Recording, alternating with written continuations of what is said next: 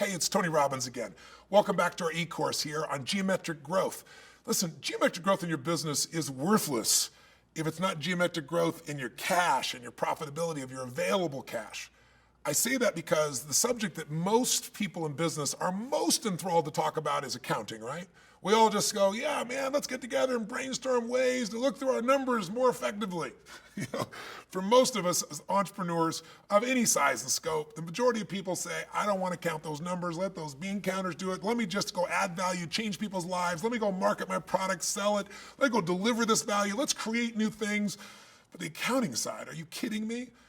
So why would I dare put in the middle of an e-course where I'm trying to add value to you and have you be inspired enough that maybe we can become partners together, or I could have you as a client and serve you ongoing? Why would I put accounting in that and mess up the momentum? Marketing is so much more sexy, right? I mean, come on.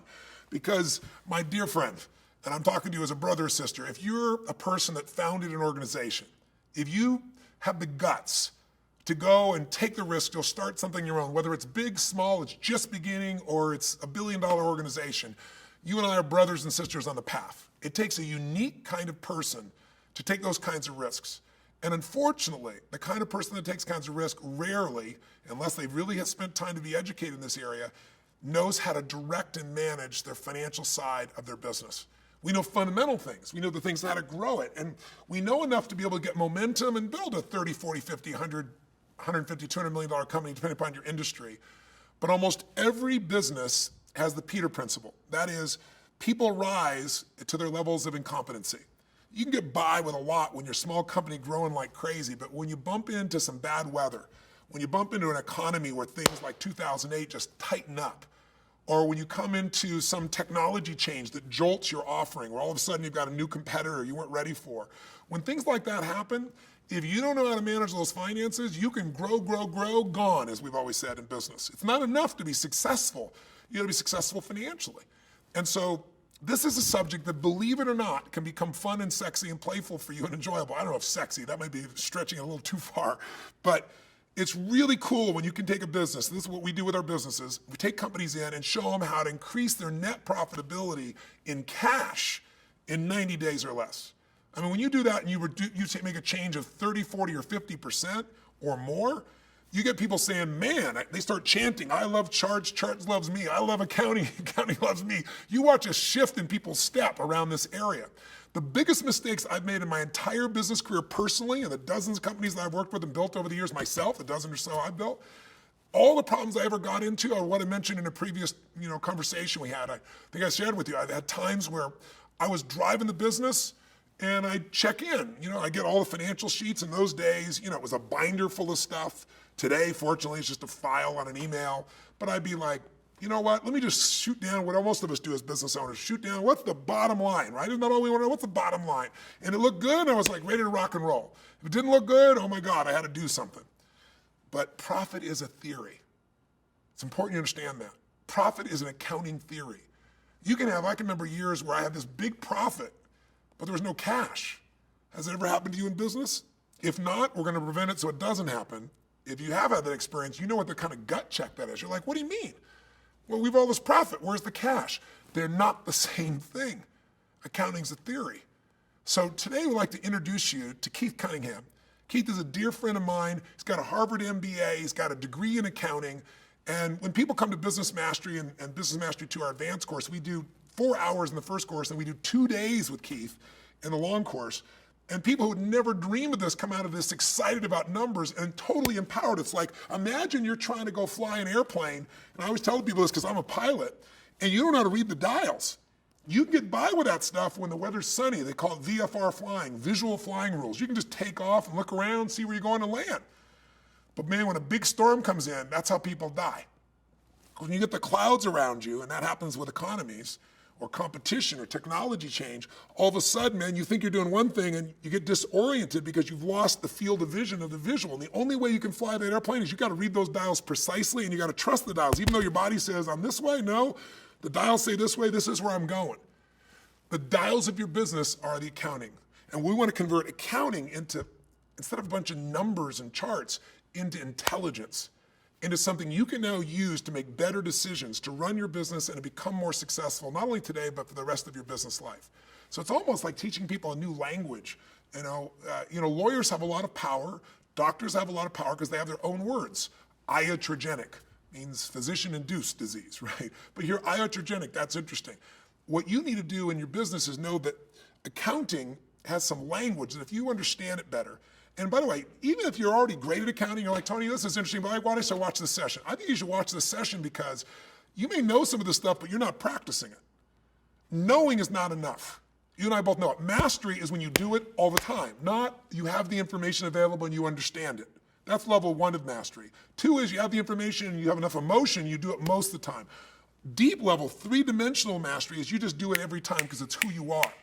Plus, if you want to make money, that's one thing. It's not what you make, it's what you keep. And this is where you can decide what you get to keep if you manage it right. So if you know accounting and you're really strong at it, maybe you watch and say, is this stuff I'm really doing even though I know it? Or watch and see how this man might share a message in this little short time we're going to give him, at least this part of it, because maybe it can help you get this across to your own people. Because one thing I've learned in my businesses, one person trying to solve 12 problems is not as powerful as 12 people trying to solve one. And one problem we all have is costs. Making sure those babies are being ground down while we still add value to the customer. And if you've got your people understanding more about what's really going on with your numbers, now you can enroll those people and you can get results so much faster with everybody working on it instead of just you. That's one of the secrets to taking a business to another level and get geometric growth, not only in the revenues, but in the net cash positions and in the net profits positions. So without further ado, let me introduce my dear friend, business mastery facilitator, multi-billion-dollar deal maker. He's done so many over the years, just incredible entrepreneur, funny as hell, dear friend, Keith Cunningham. Enjoy. Without a scoreboard, you don't know the score, and if you don't know the score, you can't tell the winners from the losers. Measuring is critical. Here comes the most important thing I'm going to say. Have I already said that? Well, forget about those others. I wasn't to this part yet. This is the most important thing I'm going to say. Anybody who doesn't want to measure doesn't want to be held accountable. Write that down. That's good. Well, it is. I know when I'm good. That one's good. Anybody who doesn't want to measure doesn't want to be held accountable. And most people, in reality, don't like to measure. And the reason is because they don't want to be held accountable. I don't know how to improve anything unless I'm willing to measure.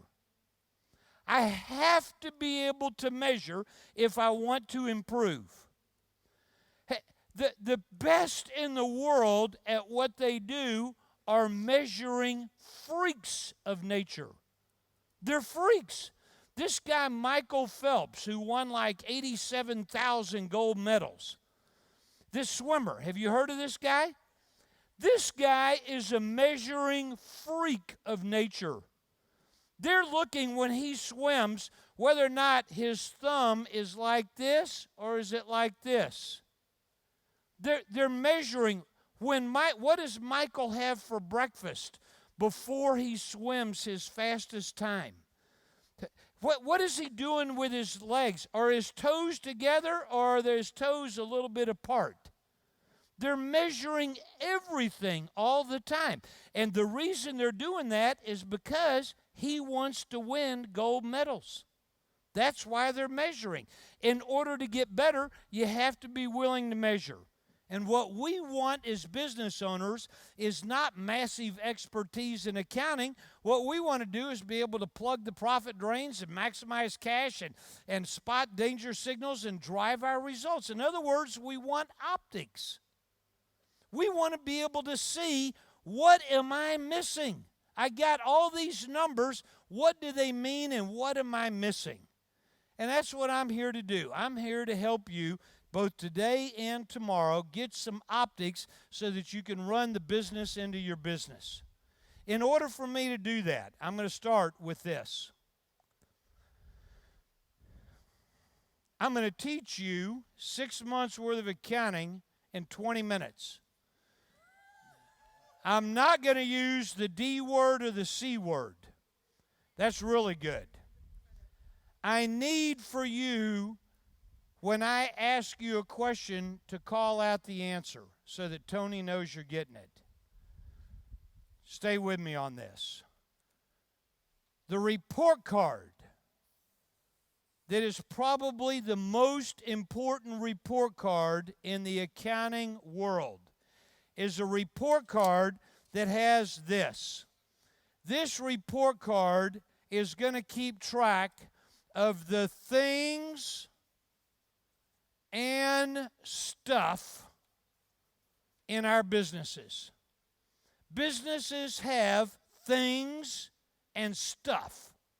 And the things and stuff in a business are things and stuff like cash, accounts receivable, which is money that's owed to us by our customers, inventory or stock, inventory, and property, plant, and equipment, PPE. Property, plant, and equipment is things and stuff like a vehicle or machinery or a building. All businesses have things and stuff. And we either owe money on our things and stuff, or we own our things and stuff. A business has some things and stuff, and a business either owes or it owns its things and stuff. If it owes on its things and stuff, that would be called a payable, an account payable, which is money we owe to our vendors, or taxes payable, or notes payable, which is money that we owe to the bank. Those are all things that we owe. And a business owns the investment that was made by the shareholders, and it owns its earnings. A business owns its profits. A business owns its profits.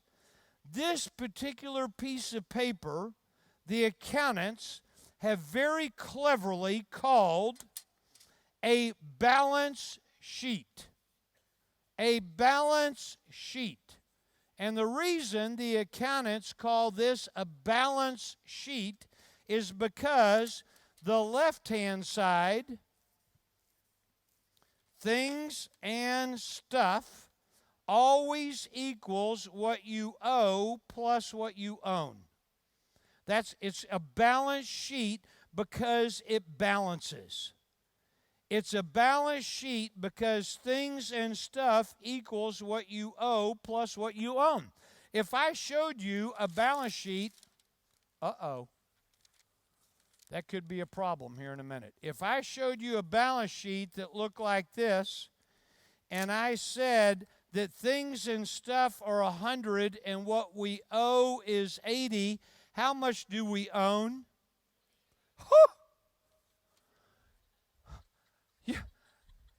You're all a bunch of little budding accountants. That was really, really good. Because you knew that this balance sheet, 100 is going to equal 80 plus 20. It balances. That's what a balance sheet does. A balance sheet, which is this piece of paper right here, here comes the problem. This piece of paper right here is a balance sheet. We've got some things and stuff. We got something that we owe, and we got something that we own. Now, accountants don't use things and stuff. I kind of wish they did, because it makes more sense to me.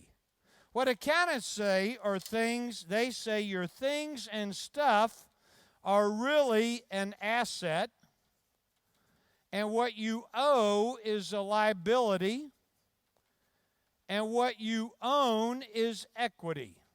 So another way to say this is assets equals liabilities plus equity. Things and stuff equals what you owe plus what you own. This particular report card that accountants prepare is different than the other two. There's only three. there's only 3 report cards that are primary dials for accountants. This is kind of the main one. Most people don't know that. Most people think the income statement is the main one. This is actually a main dial. This particular dial is different from the other 2 because this dial is a snapshot. It's a snapshot. It's a moment in time. This is the way it looks right now. In fact, if you look at your balance sheet that you may have gotten from your accountant, it will always say as of. As of. This is a snapshot of this balance sheet as of December 31st, 2012. This is a snapshot of the business as of March 31st, 2011. It's a moment in time, and this is different from the other 2 primary report cards that businesses get. This is an accounting report card. It has 3 parts. On the left-hand side is things and stuff. On the right-hand side is what we owe and what we own. This report card is called a balance sheet, and it is a snapshot. It is a moment in time. There's a second report card that accountants prepare. The second report card looks like this. The second report card I'm going to draw like this. This report card is going to keep track of sales or revenue or turnover, all the same thing. Sales, revenue, turnover, all the same thing.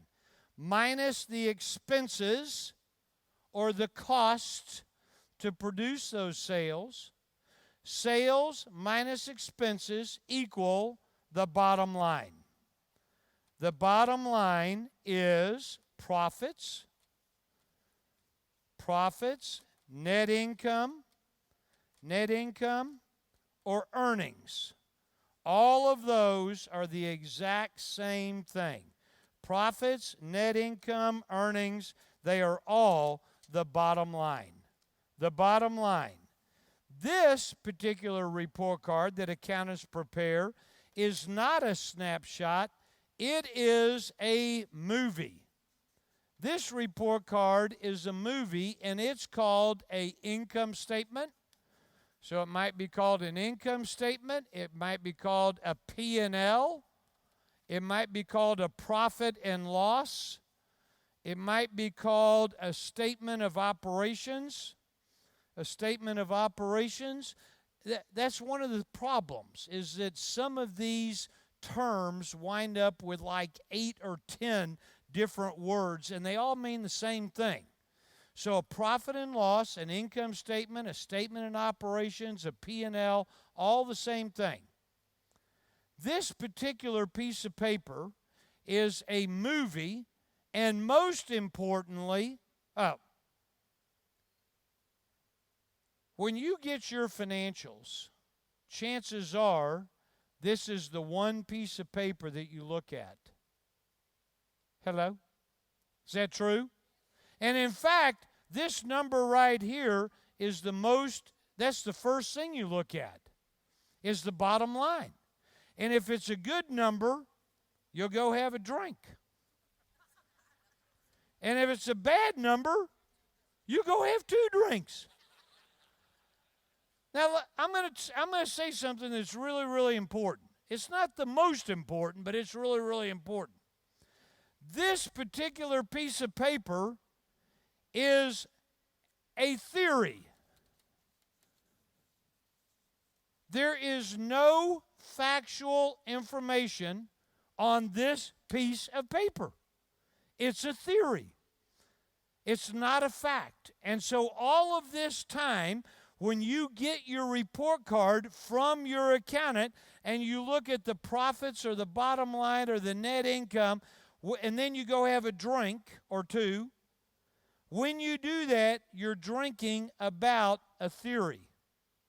There is no factual information on this piece of paper. It's a very important theory, but there's no factual information. Here's all I can tell you. Hear me now, believe me later. So I'm going to prove this to you tomorrow morning. Tomorrow morning, I'm going to prove to you that this particular piece of paper called an income statement has no factual information. It is designed to be a theory.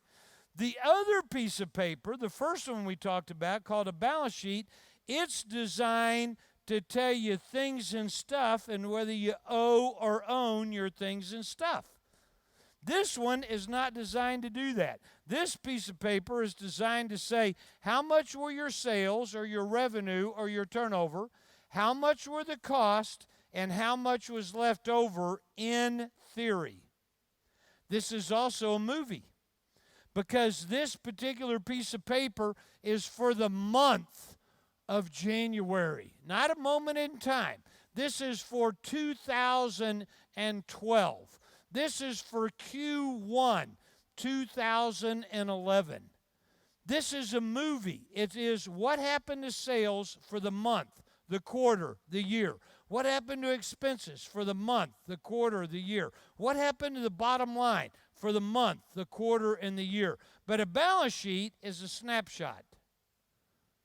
So far, we've talked about 2 report cards. The third report card looks like this.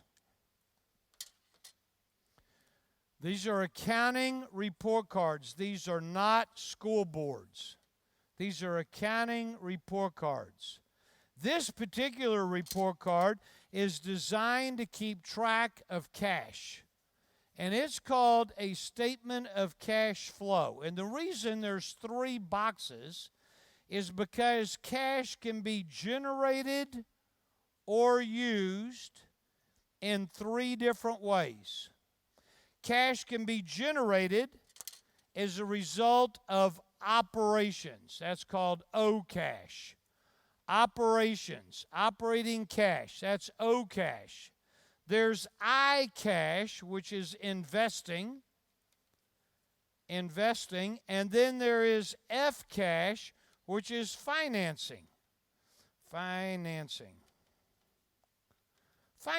cash. O-I-F. O-I-F. Let me give you an example of O cash. If I collect my accounts receivable, that's operating cash. If I meet payroll, I'm going to use operating cash. Let me give you an example of I cash. If I buy a new truck, I've used I cash. If I sell a used piece of machinery, I've generated I cash. Let me give you an example of F cash, financing cash. Financing cash could be generated if I borrow money from the bank. If I repay the bank, I've used F cash, financing cash. If I raise money from my shareholders, I've generated financing cash. There's 3 different kinds of cash, and one of these is more important than anything else in your business. One of these is more important than anything else in your business. One of these is more important than anything else in your business. It is the whole reason that you are in business. This particular piece of paper is not a theory. This piece of paper is a fact. Cash is a fact. Profits are a theory. Cash is a fact. Profits are a theory. Cash is a fact. Why would I say that? Because you can't spend your profits. And yet most of us get our income statement and we worship this number that's the bottom line. We get our income statement, and all of a sudden we look at this number right here, and we get all excited. Check this out. Check this out. Suppose I have a business whose sales are 10, whose expenses are 6, and whose profits are 4. Suppose I have another business whose sales are 1,000, whose expenses are 996, whose profits are 4. Check this out. They got the exact same profit. It's the exact same number. Why would I go have a drink over either one of these numbers? This number right here is simply the math of what happened to sales or turnover minus expenses. And are these two entirely different businesses? Hello? Yes. These are two entirely different businesses, and yet one of these guys may be drinking and the other one is not, and yet they both have exactly the same bottom line. And I look at that and go, why would either one of them have a drink? I don't know if this is good or bad because I've got no trends and relationships. I got no optics. So how would I know? If I said, is this high or low? I got no idea compared to what. I got to have something to compare it to if what I'm going to do is have optics.